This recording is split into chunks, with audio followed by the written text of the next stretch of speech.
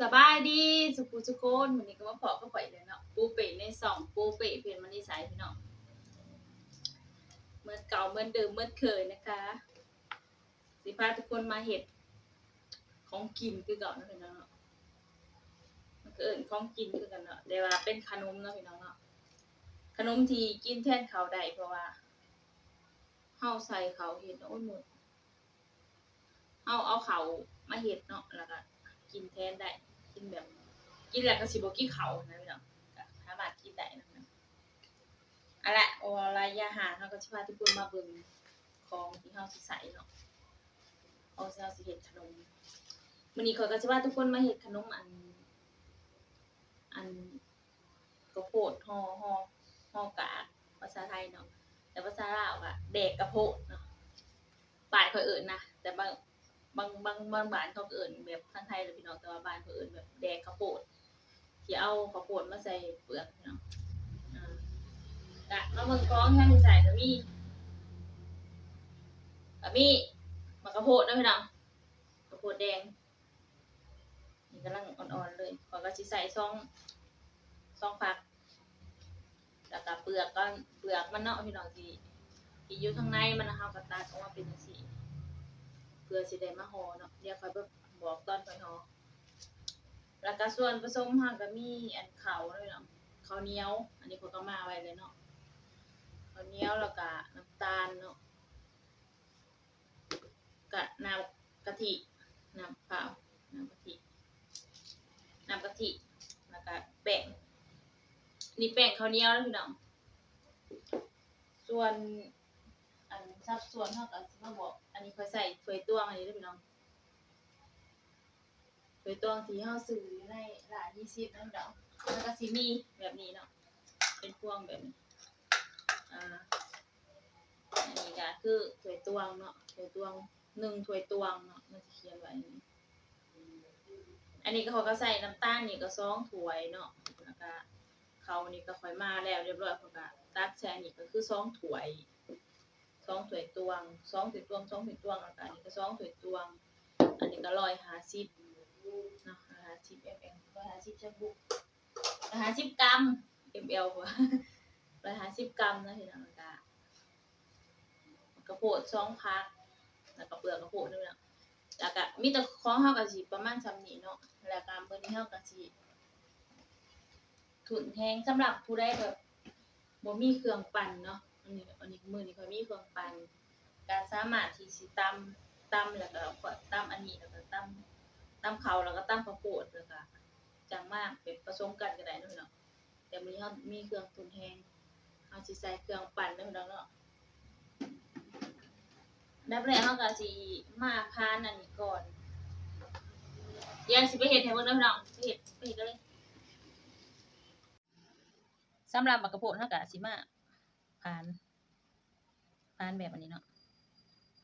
ทำความสะอาดแล้วเรียบร้อยแล้วก็มาซอยคืออีหยังสักอย่างพี่น้องเอิ้นได้บ่นี่ซอยมันออกแบบนี้เนาะแบบที่เขาเจ้าเฮ็ดใส่ยำใส่หยังนะพี่น้องซอยแบบนี้เนาะอันนี้พอดีกินเลยอันนี้กำลังพอหวานเลยกะโพดซ้ำนี่มันก็สิหวานเนาะพี่น้องพอดีกินก็สิซอยประมาณนี้เด้อพี่น้องแล้วก็จังค่อยเอาไปปั่นกันก็ประมาณนี้เนาะอันนี้คือการซอยกะโพดแล้วก็มาเบิ่งตอนเฮาเฮ็ดตอนเฮาผสมตอนเฮาปั่นเลยนะพี่น้องซอยกะโพดก็สิประมาณนี้โอเค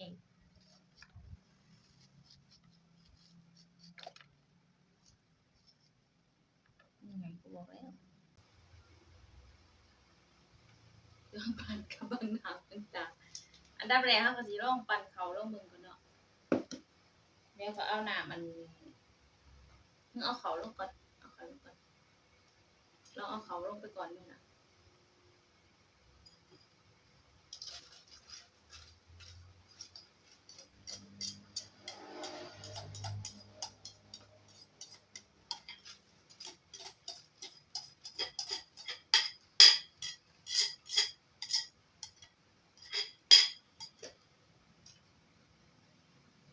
ต้องเติมน้ำเอาน้ำกะทิลงไปจังหน่อยอุ้ย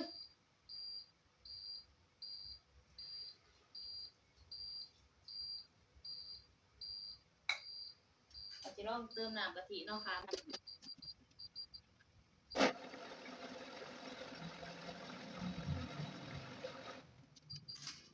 แล้วแหละเลยนะพี่น้องเอาก็ถือว่าแหลกแล้วเนาะแล้วก็ใส่จังซี่เนาะพี่น้องอันนี้เสียงมันดังเนาะวันที่ใส่ข้าวโพดแล้วก็ใส่น้ำตาลแล้วก็ใส่อันนี้ลงไปเลยเนาะแล้วก็จังค่อยมาเบิ่งตอนเฮาห่อพี่น้องเดี๋ยวค่อยขอเวลาไปปั่นสักแป๊บนึง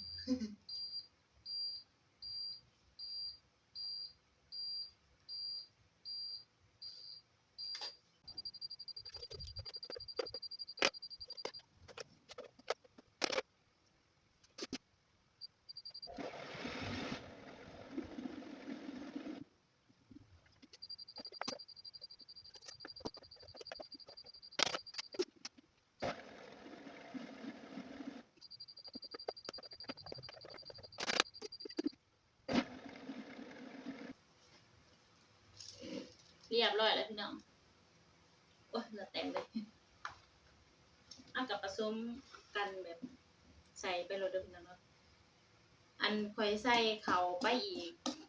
ประมาณอัน1ถ้วยตวงก็เป็น3ถ้วยนะพี่น้องประมาณนั้นหน้าตามันก็จะเป็นแบบนี้โจ๊กคล้ายๆโจ๊กเดี๋ยวไปเบิดเอาไป1มันก็สิเป็นแข็งๆแล้วพี่น้องสิแซ่บแล้วแตกพี่น้องก็สิได้แบบนี้เนาะเละๆคือโจ๊กแล้วเฮาก็จะเอาไป1อีกเทื่อนึง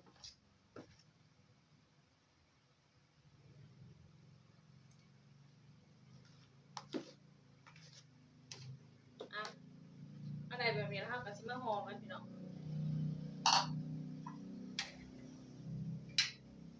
ห่อใส่เปลือกห่อเปลือกห่อเปลือกเนาะถ้าผู้ใดแบบมักแข็งๆก็สามารถเอาอันแป้งข้าวเหนียวใส่อีกเนาะพี่น้องถ้าผู้ใดบ่มักแบบนี้นะเขาก็สิใส่ซึ่งเนาะพี่น้องเนาะซึ่งแล้วก็1ห่อใส่เปลือกแล้วก็ใส่ซึ่งแล้วก็1เนาะวิธีห่อเฮาก็บ่ยากแล้วก็บ่ง่ายเอาเบิ่งกันเลยพี่น้องเอาก็เอาไปตองไปตองว่าเปลือกมันไม่เฮ็ดแบบนี้เด้อ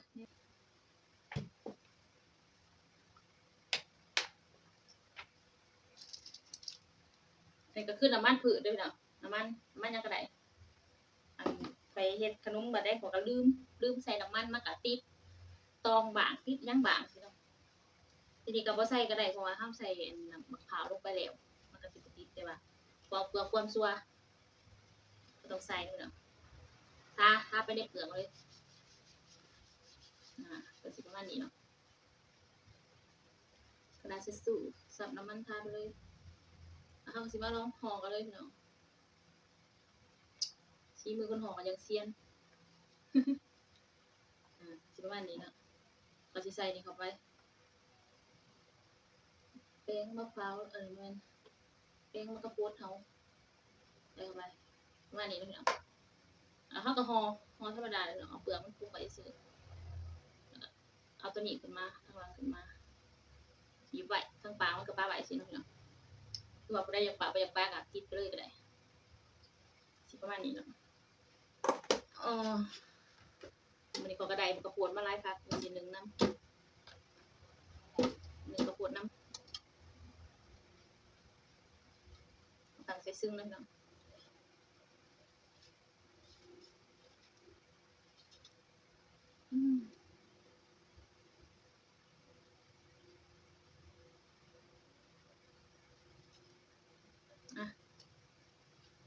เพื่อ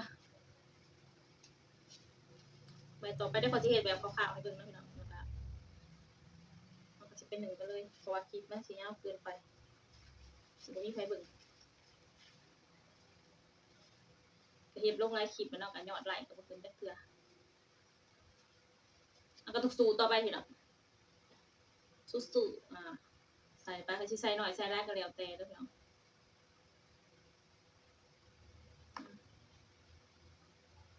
แอลกอฮอล์เอาแบบนี้หักมันขึ้นมาแบบนี้ได้แล้วห่อหนึ่งก็ห่อ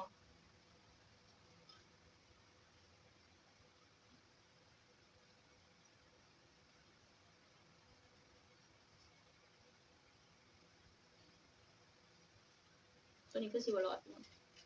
ต้องไปใส่2 อันนะจะไม่รอด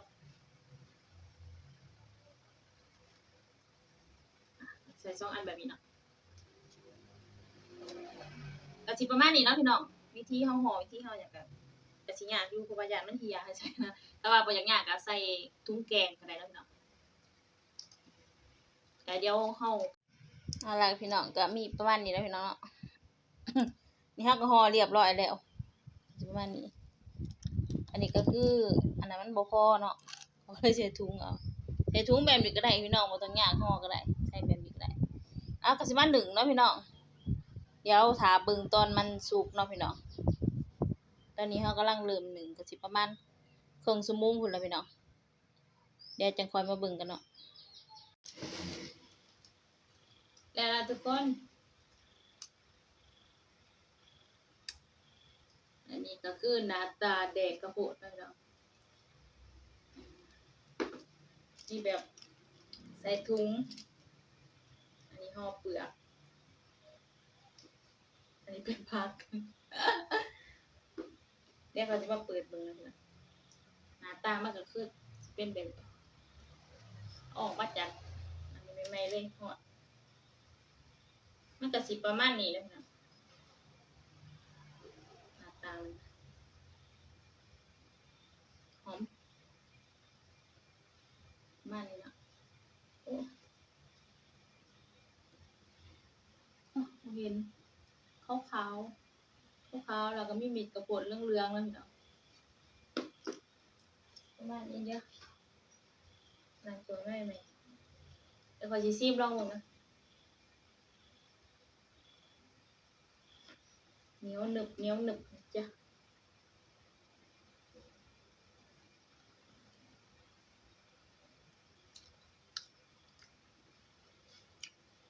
พอดีแซ่บเนาะบ่หวานจนเกินไปเดี๋ยวฟิวกินข้าวเหนียว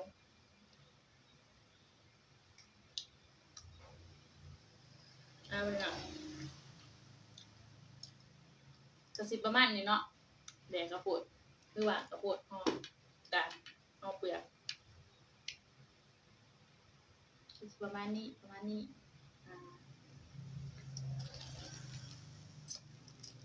สูตรนี้ก็แซ่บอยู่บ่หวานปานใดบ่ได้กินข้าวก็ใส่3เด้อก็เลยบอกว่าเนาะก็ข้างหน้าพูดก็สำหรับคลิปนี้ก็มีส่ำนี้เนาะพี่น้องเนาะก็ฝากทุกคนกดไลค์กดแชร์กด Subscribe เป็นกำลังใจให้ช่องปูเป้เพชรมณีไซด์นำแน่เนาะพี่น้องเนาะกดกระดิ่งแจ้งเตือนข้อยก็สิพยายามเฮ็ดคลิปตลอดเนาะพี่น้องเนาะก็อย่าลืมเข้ามาเป็นกำลังใจให้ข้อยเด้อพี่น้องเด้อสำหรับผู้ใดเข้ามาเบิ่งหรือว่าเข้ามาติดตามก็ขอบใจเนาะขอบใจหลายๆขอบคุณหลายๆเนาะพี่น้องสำหรับคลิปนี้ก็มีส่ำนี้เนาะก็เบิ่งว่าคลิปหน้าเฮาสิเฮ็ดหยังให้กินก็สำหรับคลิปนี้เฮาก็สิได้ว่าสบายดีนะพี่น้อง